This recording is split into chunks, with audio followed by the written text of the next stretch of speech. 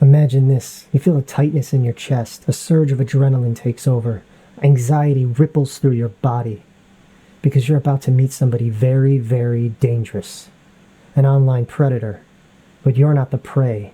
You're the predator's worst nightmare. You're Zach from Anxiety War, and you're about to read him a chat log. And remember, it does not lie. In the early 2000s, a man from Grand Rapids, Michigan started down a path that would change his life and the lives of hundreds of others. 10 years ago today, on May 9th, 2013, I confronted my first online predator. I was 20 years old, fresh out of community college. I had just purchased a video camera, a camera that I still use to this day. We're recording this right now. And it's been through a lot. She's coming back. Give that back. My car's been through a lot too. What did they do? I worked as a self-employed computer programmer throughout college and thereafter to support myself. Although that's not what I went to school for. I just experimented with it throughout college. No drugs, no alcohol, no sex, strictly just nerdy things. 12 hours a day at least, just going all out on this. I was always consumed with my own projects, doing everything alone, but I liked it like that. Just writing stuff down in my notebook. I still don't have a social life. In the last 10 years, I've chatted sexually with by far more men than women. Was Zach, but online he was known as Anxiety War. Zach wasn't just another YouTuber chasing fortune and fame. No, his passion was darker and more dangerous, and fraught with more controversy. It all began when Zach started to pose as minors, both boys and girls, in online chat rooms. Under fake identities, he would engage with potential predator individuals seeking to prey on young children. What set Anxiety War apart was not just his willingness to confront these men in person, but his decision to film the entire encounter and turning these confrontations into content for his fast-growing YouTube channel. Zach's channel blew up almost overnight. His hard-hitting videos were raw and unfiltered, exposing the true horror of what some people are capable of. One of his most popular videos, acting as a 13-year-old boy in real life to bust a predator, captured the attentions of millions. In the video, Zach meets up with a man who thought he was going to meet a young boy.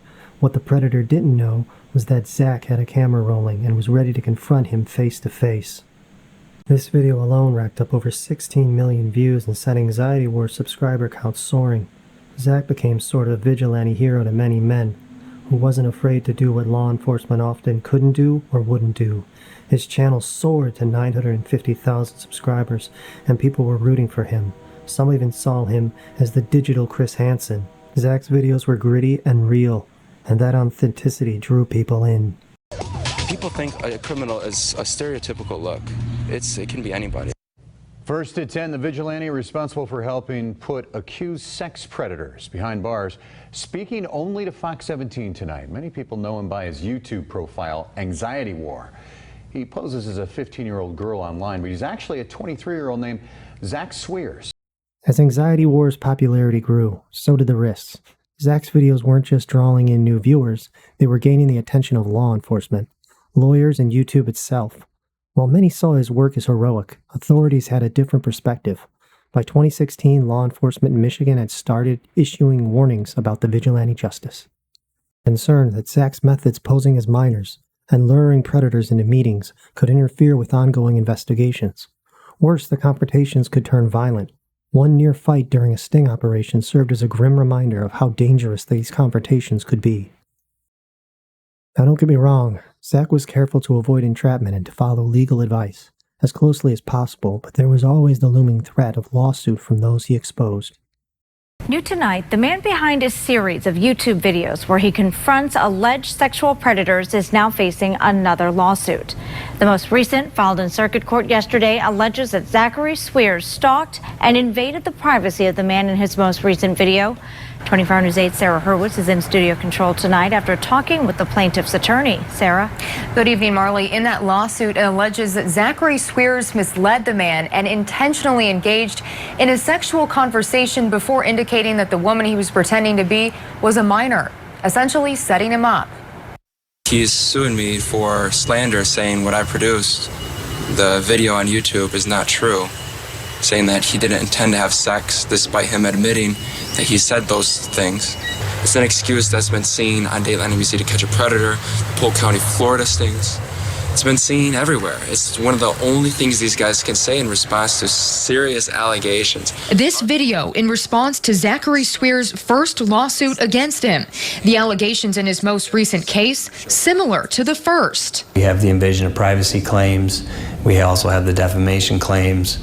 However, we have added some claims for violation of a Michigan statute that makes it illegal to videotape somebody when they are in what is defined as a, quote, private place. Attorney Ross Plante, who's representing both clients against Swears, says inside your car constitutes as a private place. Why are you here? Which is where the video confrontation was allegedly filmed. Some of the predators he confronted claimed that Zach's videos had damaged their reputation, jeopardized their careers. They were not just shy about pursuing legal actions, and soon Zach would find himself in a courtroom. As if legal battles weren't enough, Zach's most significant opponent wasn't a predator or even the state of Michigan. It was YouTube itself. And in the mid-2000s, YouTube began to tighten its community guidelines, cracking down on content that involved harassment, vigilantism, and what they deemed as dangerous or harmful behavior. Unfortunately for Zach, his videos checked all of those boxes. They several play button. It started slowly with his videos getting demonetized, making it harder for him to earn a living from his work. At first, Zach shoved it off. After all, it wasn't about the money. It was about the mission. It was about saving the kids. As more of his content was flagged, YouTube started removing his videos altogether. With each takedown, his reach diminished, his audience dwindled, and his impact lessened. Zach found himself in a fight not just against predators, but against the very platform in which he built his career on. YouTube's stance was clear. The kind of vigilante justice Anxiety War represented had no place on their platform. The platform's policies, which had once been there more lenient, had now evolved, and now anything that could be considered harassment or privacy violation, like filming predators without their consent, was grounds for removal. As the strikes on his account piled up, Zach began uploading less frequently. It was a slow decline, and by 2020 it was clear that Anxiety War was in deep trouble. The content that once drawled in millions of viewers was now in liability. One by one, his videos were removed and his channel was demonetized, and the audience that once had rallied behind him had started to move on. Around this time, Zach found himself facing unexpected real-world threats. During a street protest in Michigan, Zach was physically assaulted while filming. Though this work wasn't related to his vigilante work, his camera was destroyed in the altercation, a major blow to his ability to continue creating content. The broken camera, marking a turning point. Not just in the footage, but in his spirits. With demonetization squeezing his income, legal pressures mounting. The income was gone. The contributions were gone. And the downward spiral of his channel, Anxiety War, began. 2024 Anxiety War was all but a shell of its former self. Once a crusader for justice with nearly 1 million subscribers, Zach had been all but effectively silenced. His channel, which once had been a beacon of hope for parents and a nightmare for predators, had all but disappeared. Though some of his content remains accessible on other platforms like Patreon, his presence on YouTube was gone. So what happened to Anxiety War? Was it the lawsuits, the YouTube policies, or did Zach simply walk away, tired of fighting battles on so many fronts? In reality, it was a combination of all of these.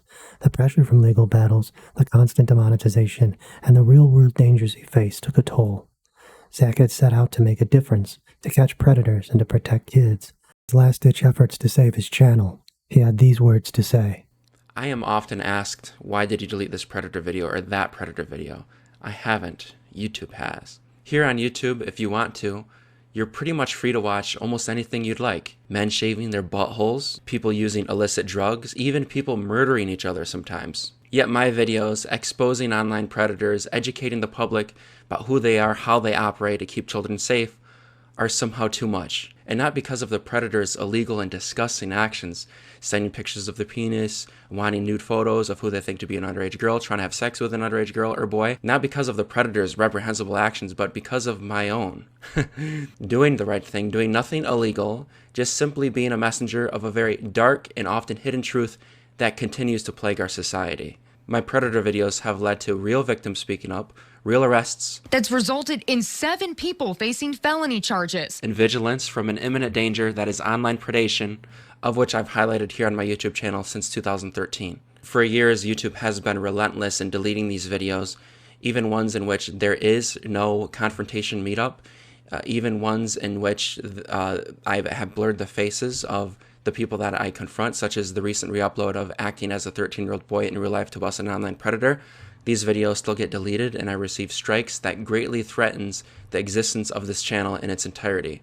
And this is something I will no longer risk.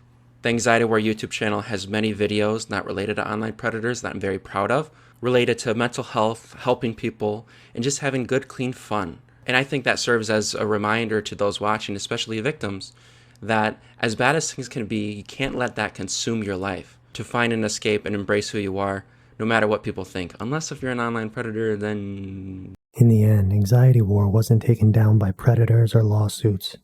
It was taken down by the fine lines between vigilante justice and the rules of the digital world. If you made it this far in the video, thank you for watching. I really do appreciate it. Please leave a comment below and let me know what you thought. Also, if you could, please smash the like button and consider subscribing. I would appreciate it very, very much. And as always, thank you so much for watching. I'll catch you in the next one. And remember, if you see something, say something. Be the voice of freedom for the kids out there that have no voice in this digital world. Thank you.